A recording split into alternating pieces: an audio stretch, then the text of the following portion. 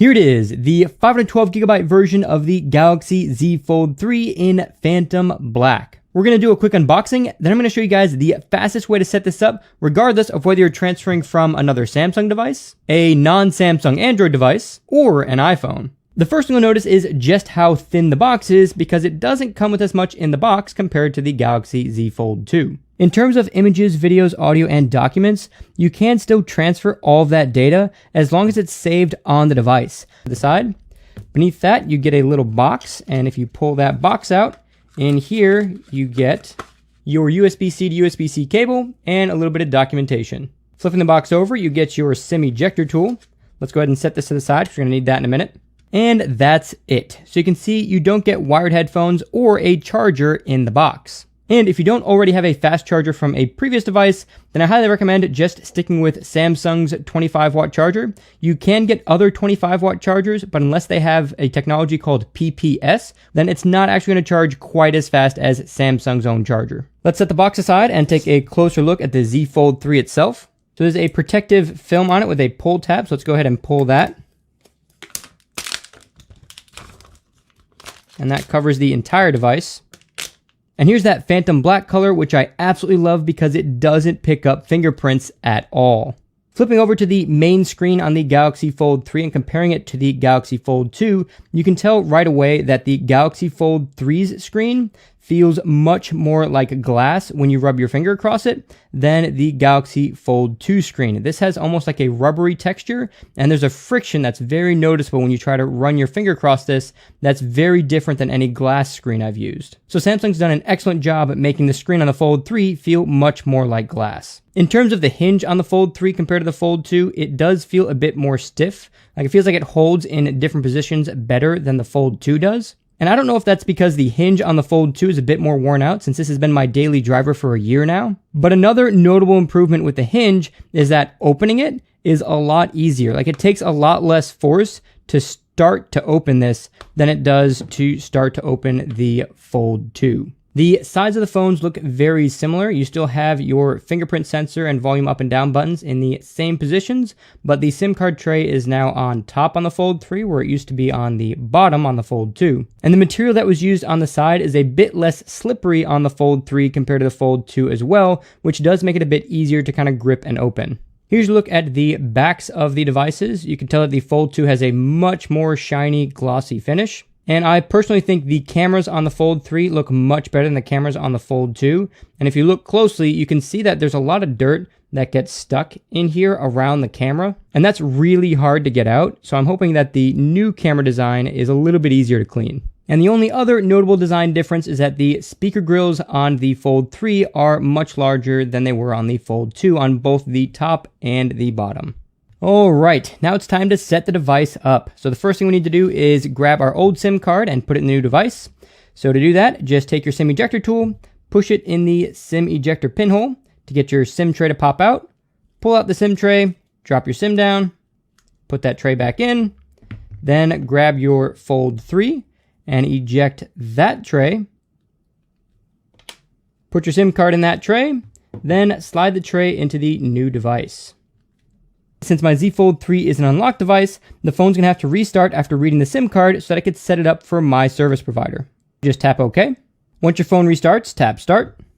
Then agree to the terms and conditions as well as the privacy policy, but you don't need to agree to sending diagnostic data to Samsung. This doesn't send any personal information, but it does send data about how you use your device so that Samsung can improve their future devices. So it's up to you whether or not you want to share that data. Once you made your choice, tap Next. Then select your Wi-Fi network and sign into it. Once you're signed in, tap Next. And the next page I see is a copy apps and data option. However, if you have a carrier version of the device, like maybe an AT&T version or a T-Mobile version, then you may have to go through some more setup process before you get to this screen. If you see any options that say something like use AT&T's backup or Verizon's backup or something like that, don't do it. Skip those backup options until you get to this screen. Once you get here, tap Next. And since I do have my old device, I'm going to tap Next again. Then it's going to update the Smart Switch application, and that's the application we're going to be using to transfer all the data from the old device to the new device. Next, select which type of device you're transferring from. Right now, I'm transferring from another Samsung device, but I'll show you guys what the setup process looks with both a non-Samsung Android device as well as an iPhone in a minute. For now, I'm just going to tap Galaxy. Tap Agree. You can transfer data with two methods, a cable method or a wireless method. The cable method is going to be the most robust option and likely the fastest option, but wireless is also pretty fast as well, so I'm just going to tap that. If your previous device is another Samsung device, you'll likely get a pop-up that asks you to connect to the new device, and if you tap yes, it'll let the Galaxy Z Fold 3 search through all the contents on your previous device and see what's available to bring over to the new device. Then you'll have to tap allow one more time. You'll see it start searching through all the data. Then it'll bring up a full list of everything that's available to transfer. If you don't get a pop-up on your old device, you'll just have to open up the SmartSwitch application, tap Send Data, tap Wireless, then tap Allow. Now let's take a closer look at everything you can transfer. The first option is Accounts, and this will transfer your Samsung account as well as any Google accounts you're logged into. Even if you're logged into multiple Google accounts on the previous device, those will all transfer in one shot. You can also transfer all of your calls and contacts. You can also transfer all of your messages, and if you tap this arrow, you can choose to send all of your messages, just the last 2 years, last 1 year, last 6 months, last 3 months, or just the last 30 days worth of messages from the old device. Next, you can transfer all of your applications, and if you tap this arrow here, you can select which specific applications you'd like to transfer. Some applications won't transfer, like the calendar application, because when you sign into your Samsung calendar on the new device, it's automatically going to sync everything for you. An important thing to point out here is that if you have locked notes in Samsung Notes, you will have to unlock those notes first in order for them to transfer. Otherwise, those specific notes will not transfer to the new device. However, once you've transferred everything to the new device, you can just relock those notes. One major addition to SmartSwitch is that you can now transfer WhatsApp messages. That used to not be possible with SmartSwitch, but now it is. And if you tap the letter I right here, you get more information on what you need to do in order to transfer all the messages from the old device to the new device. If you only want to transfer a few applications, you can tap this all icon up here that deselects everything. Then you can just select the few applications you want to transfer, or you can keep all selected and then just deselect the stuff that you don't want to transfer. The settings option is a really powerful transfer option because it allows you to transfer all of your Wi-Fi passwords and previous Bluetooth connections. The significance to that is that this means you don't have to relog into Wi-Fi networks. And you can also deselect specific options like the phone settings and the app settings. Whenever I get a new device, I always like to start fresh, so I don't transfer those settings, but I do transfer the Wi-Fi and Bluetooth settings.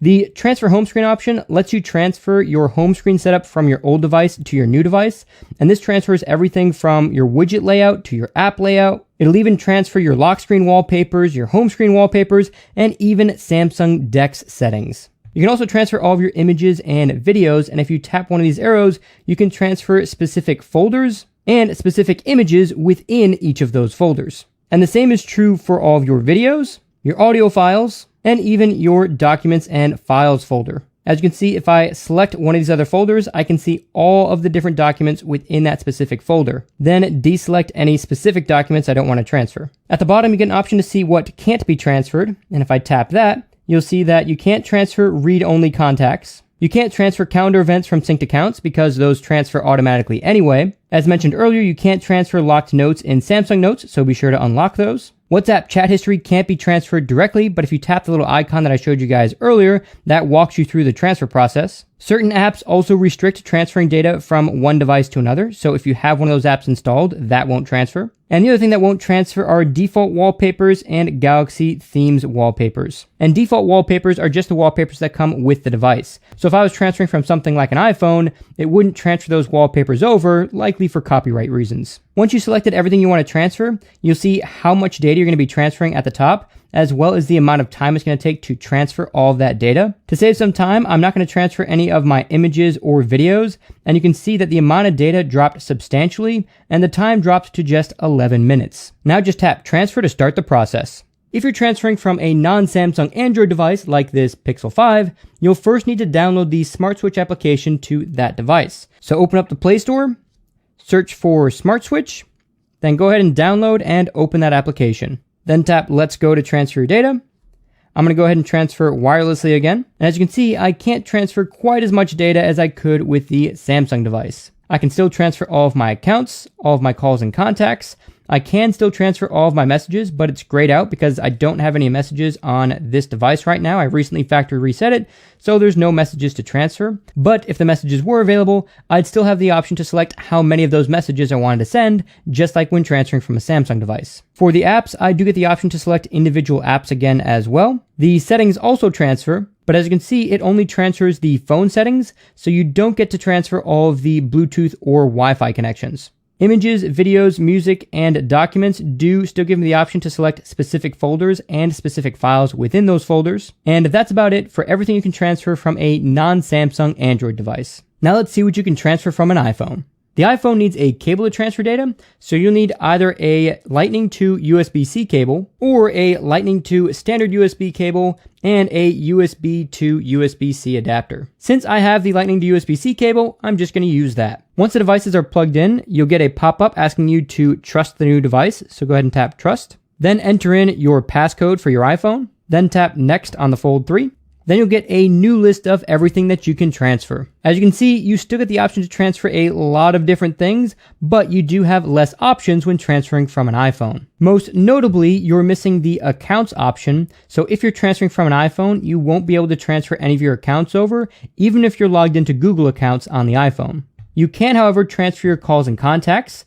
You can transfer your messages for the last 30 days, last 3 months, 6 months, 1 year, 2 years, or all of your messages. App transfers are a bit different when transferring from an iPhone because not every application available on the Apple App Store is going to be available on the Google Play Store. And if you tap this arrow, it tells you that if there isn't an Android version of a specific iOS application on your old device, you'll get recommendations of similar apps to install instead. You also get the option to transfer specific data from iPhone apps, but don't get too excited because it's only 4 applications. It's the Calendar, Notes app, any bookmarks you have in your Safari browser, and any alarms you have set up for your clock. The settings option does transfer your phone settings as well as Wi-Fi and Bluetooth, so you do get to transfer all of your Wi-Fi and Bluetooth connections when transferring from an iPhone. Even though you're transferring from an iPhone, you can still transfer your home screen setup, and this includes your apps and your shortcuts. In terms of images, videos, audio, and documents, you can still transfer all of that data as long as it's saved on the device. Any files that are stored only in your iCloud and are not stored specifically on your iPhone won't be transferred. And if you tap this option down here to find out what can't be transferred, you can see that there's some obvious things that don't transfer.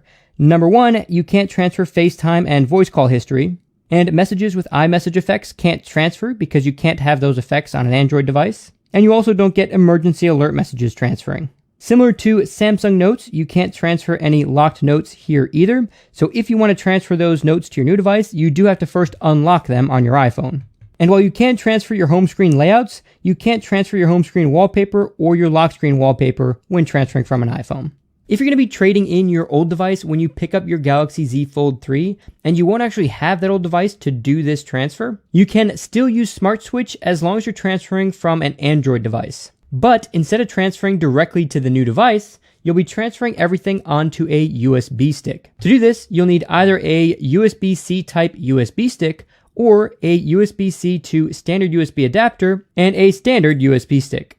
Just plug the USB stick into your old device. In this case, I'll be plugging it into my Galaxy Z Fold 2. Then tap the SD card icon in the upper right corner. I'll tap USB storage because that's what's connected. Then I can go ahead and select all of the available items to transfer. And as you can see, I get all of the same options available as if I was transferring directly to the Galaxy Z Fold 3. Once the backup finishes, you can take out your USB stick and save it until you get your new device. Once you've received your new Fold 3, the setup process will be a bit different when using a USB stick. Instead of copying the data like we did before, you're going to click Don't Copy when you get to this page. From here, just continue to set up your phone and don't use any of the restore methods. Once your phone is set up but not restored, go ahead and open up the Samsung Smart Switch application. If it isn't installed, just go to the Google Play Store and download it. Once it's installed, open it up. And now you'll see that same SD card symbol in the top right corner. First, I'm going to go ahead and plug in my USB stick. Then I'll tap the icon, and you can see that I have 2 backups on this USB stick. If I tap to restore one of them, it'll show all the same restore options as the previous methods. One notable difference is that I can no longer select which specific applications or files I want to transfer, but that's not really a big deal because I already went through that process when I made the backup in the first place. From here, just tap Restore and you're good to go. If you already set up your Fold 3 and didn't transfer any data, that's okay. All you have to do is go to your applications and open up the Samsung Smart Switch application, then tap Receive Data. Now just follow the same process I showed you earlier. And what's great about this is that it allows you to transfer data from multiple devices. So when you first set up your Fold 3, you can transfer all the data from your main device, but if you have a second device that's got a lot of information you'd like to transfer as well, just reopen the Smart Switch application and transfer those specific files.